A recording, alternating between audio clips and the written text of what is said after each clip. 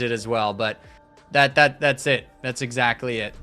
Okay, let's touch on astrology, horoscopes, right? Letting the stars lead us. People say, well, the wise men were led and we could be led by stars.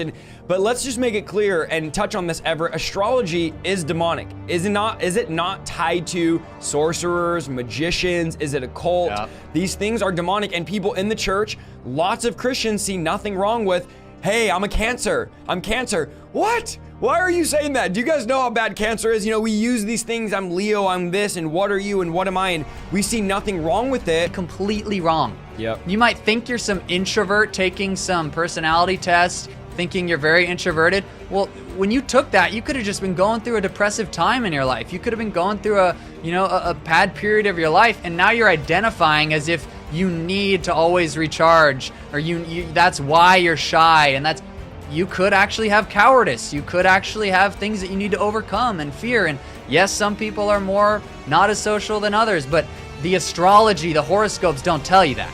The Lord tells you that. God tells you that, because the truth is in Christ. So believing these things is changing the course of your destiny. If you think that you're meant to go into a specific occupation because of your astrological natal chart, you go into the occupation, Satan's going to use that to pull you away from what God has truly called you to do. What are you and what am I? And we see nothing wrong with it, but I want to just say this and I'll turn it over to you.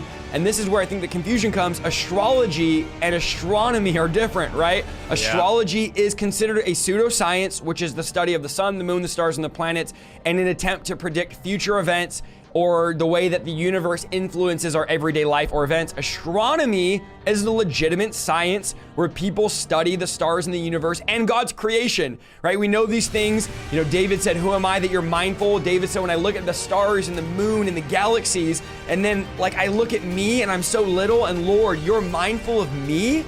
Like you think about me? That's the study of that, the stars and God's creation. That would be astronomy. So